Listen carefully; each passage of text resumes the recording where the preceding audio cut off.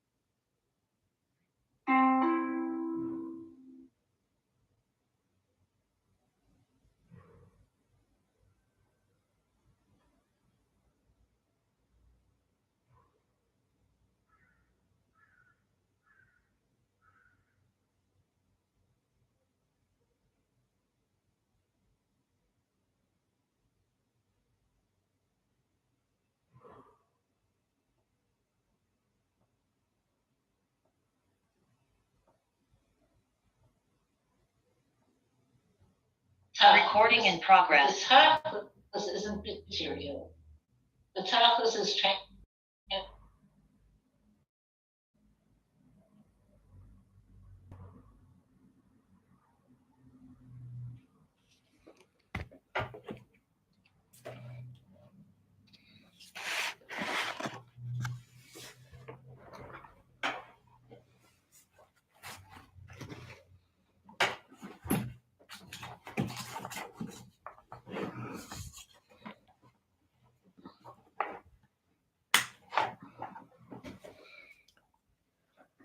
Okay.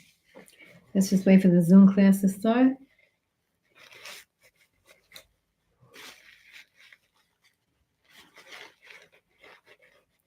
The Zoom class has to finish. Hello, who's ever on YouTube? Oh, I can't see who they are. But you can write me a little note in the chat who you are, and I can say hello to you. I don't know, this never gets clean. It's always a smudge.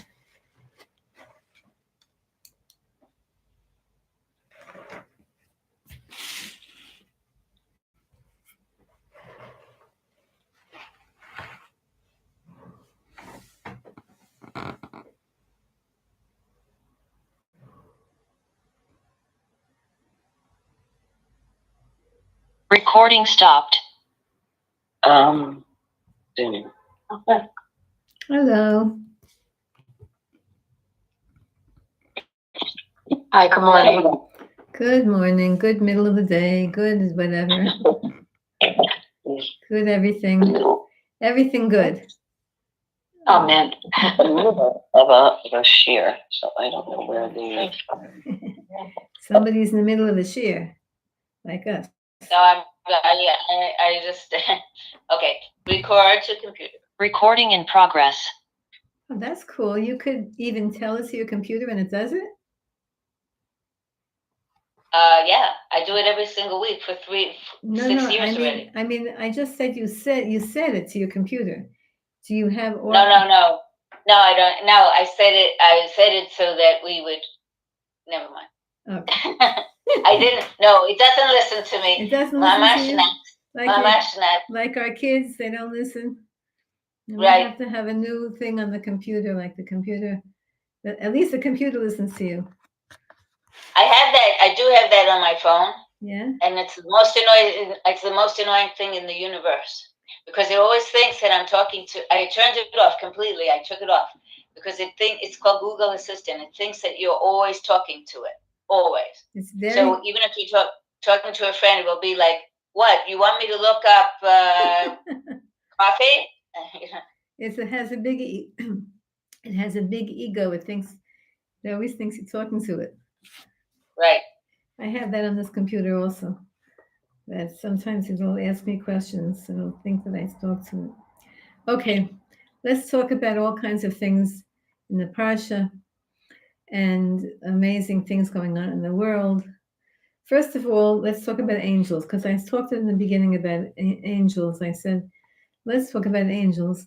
We know that any of us who are blessed to live here in Eretz Yisrael. So people who live here in Eretz Yisrael, they were born here, they live here, they never left, they don't take trips, They won't be able to relate to what I'm speaking about, but I don't think that's anybody here. People who were either born in Chutz La'aretz and came here, or people who were born here, live here, but travel. So the parsha tells us that Yaakov Avinu and all of our avos, Avraham Avinu, only Yitzchak Avinu never left Eretz Yisrael. Everybody else, including all the mothers, everybody was traveling back and forth. And so, and only Yitzchak didn't. Why did Yitzchak? Because he was a perfect korban. He was not allowed to leave Eretz Yisrael. But everybody else was allowed to leave Eretz Yisrael. And okay, so when you, I only hesitated because it always happens to me that all day long, whenever I sit and give a shir, all of a sudden that's when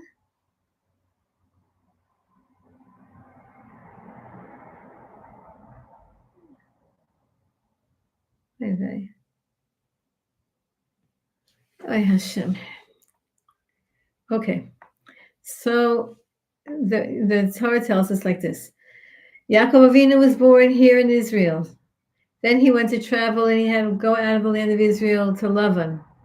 And then when he left the land of Israel, he had to be on the border. On the border, the angels that accompany and that live with him in Israel did not get a boarding pass. They did not get a passport. They were not allowed to leave Eretz Israel. And other angels of Chutz La'aretz greeted him. Somehow those angels from Chutz La'aretz, where he had never been yet, they were like copies of the angels of Eretz Yisrael, but on a lower level. They greeted him and they stayed with him for the 20 years that he was outside of the land of Israel. And then when he came back into the land of Israel, those angels that were his Israel angels were waiting for him at the border, and they reattached to him when he entered the land of Israel, where he stayed until he had to go down to Mitzrayim at the end of his life. So we know that there's such a thing as angels of the land of Israel and angels of the land of outside of the land of Israel. People who travel back and forth have busy angels because they're always waiting for them. They have the American angels, they have the Israel angels, they have the London angels, they're always running around back and forth. What does that mean? What does it mean? So an angel, there are many different definitions of angels.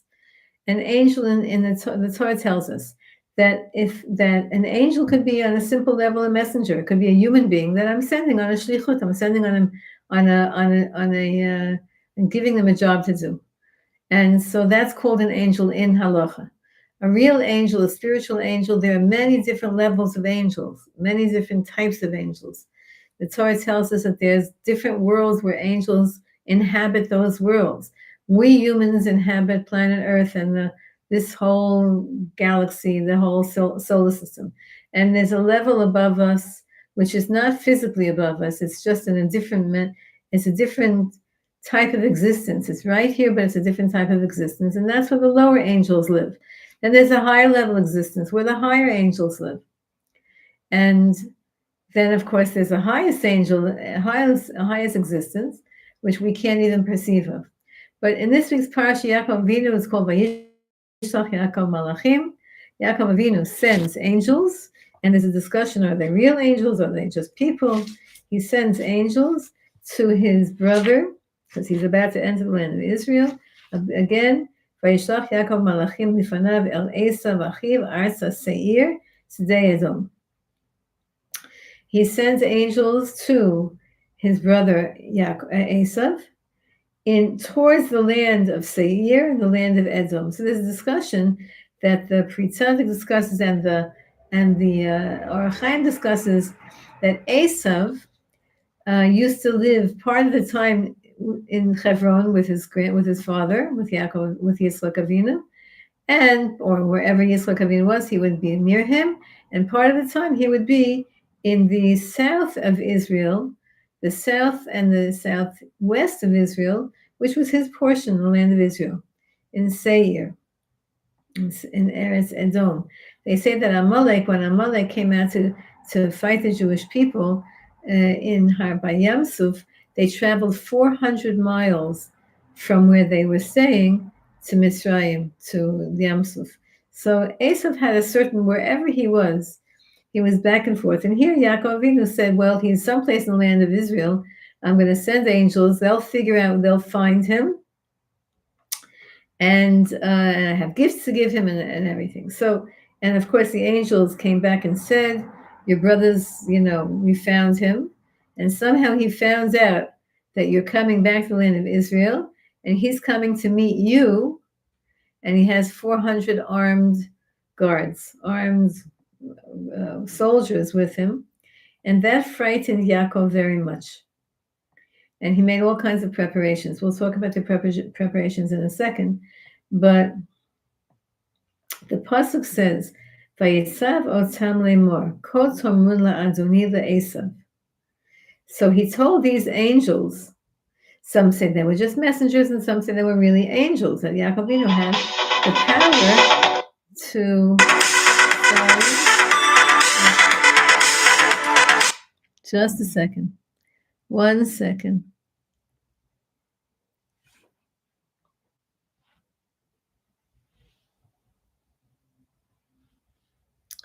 One second, sorry. Have a little emergency.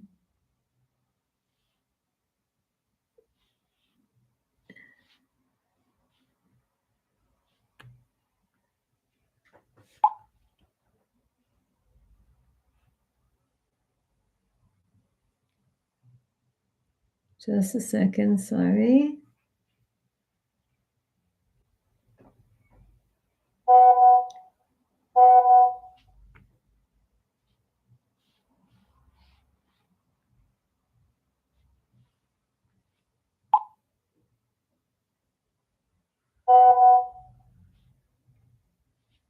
One second.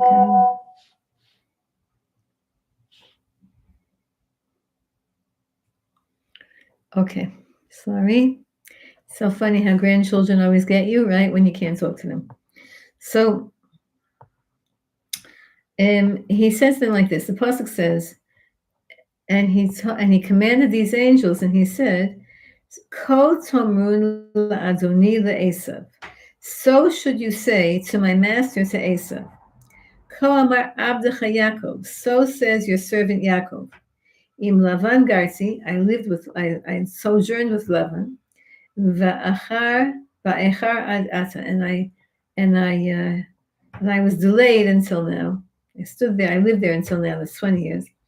Vayhili, and I have shor, an ox, v'chamor, a donkey, tzon, sheep, ve'eved, v'shivcha, a servant and a maidservant, va'eshlecha, l'hagid, la'adoni, and I'm telling this person to speak to my master, limsochen be'inecha. I'm sending this message to you, my master, that I should find favor in your eyes. Okay, so, and the whole parsha, the whole first and second aliyah is talking about, that Yaakov Avinu he sent gifts, and he prepared, and then he had the overnight with the angel, and then he finally met Esav, and that's the whole beginning of the parsha. It's very about Mashiach's time. And we're going to learn all about that from the Pri Tzaddik and from the Kedushas Levi. The Kedushas Levi, first I'll tell the introduction from the Kedushas Levi. The Kedushas Levi says like this.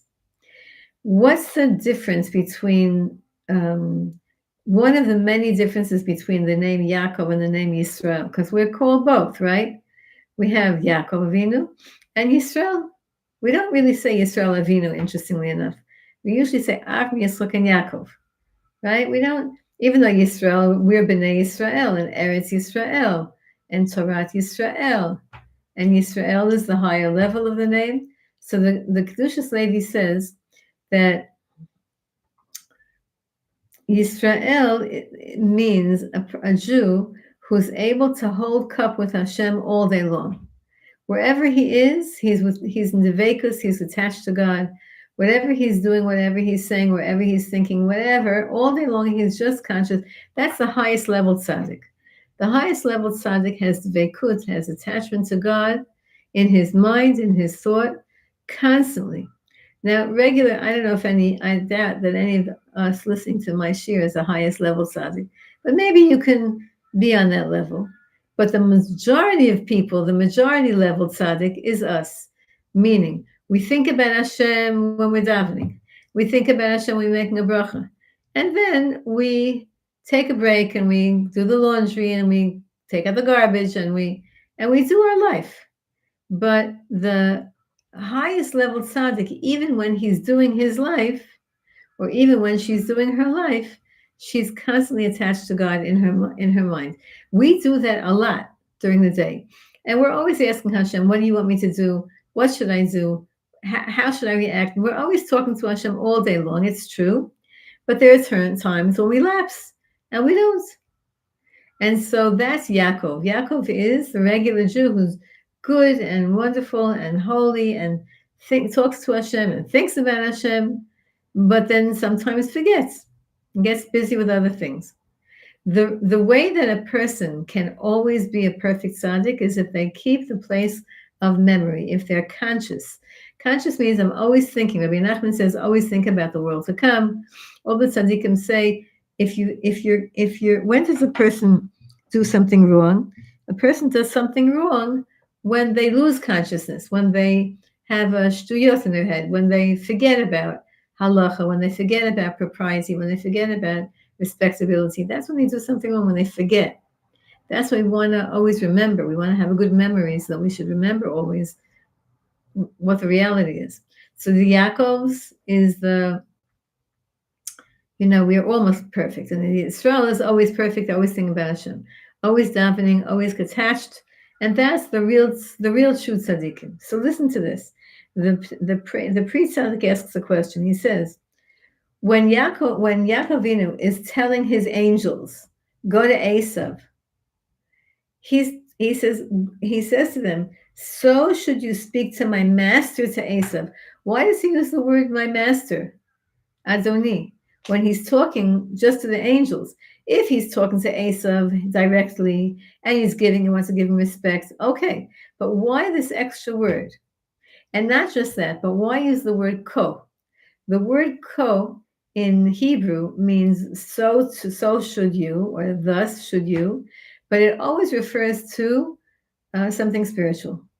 It refers to the sphere of Malchus. It refers to Hashem. What do we need that word ko here for? All these questions are from the Pri Tzaddik. And then he says, why is he saying Avdecha Yaakov?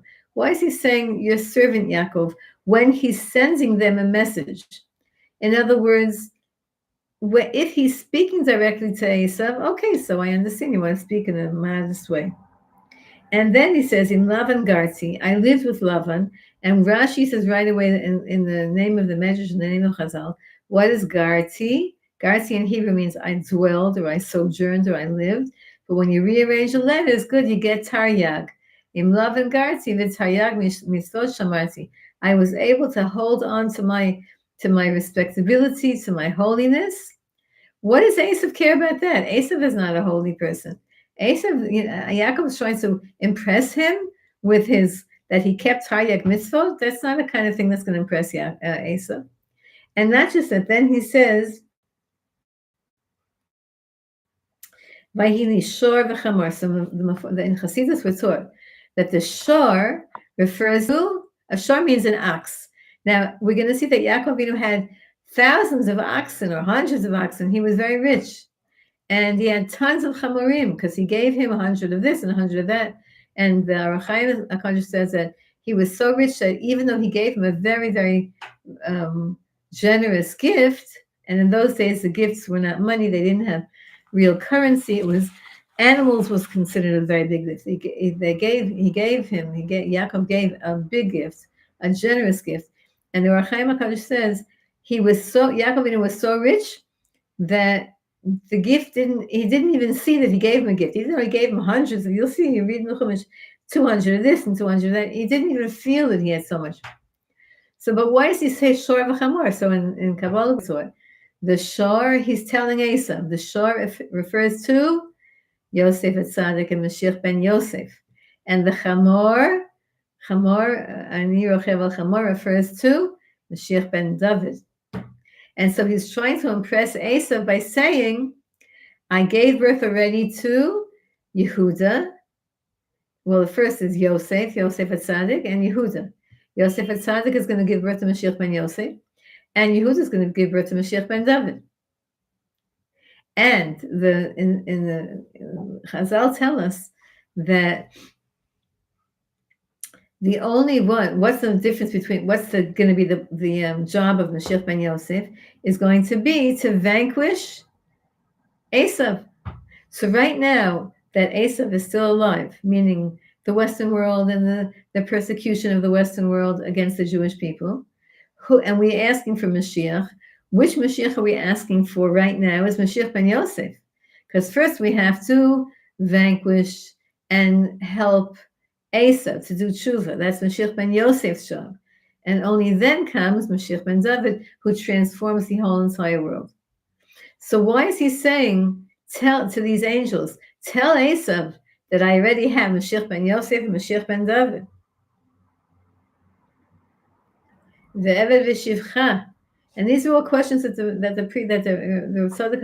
Reb Tzadok asks. And Eved and Shivcha, what is he trying to tell Esav to impress him with the constant words of servant? So listen to this. The Pri Tzadok, the Reb Tzadok says, and this is if you read the conversation between them, and later when they meet and he kisses him and he tells him, take my gift, and he says, I don't need your gift, and he says, please take it anyway, and then he says, okay, we'll travel together with you, and then he says, no, I'll eventually come to you in Har Seir. At the end of the conversation says,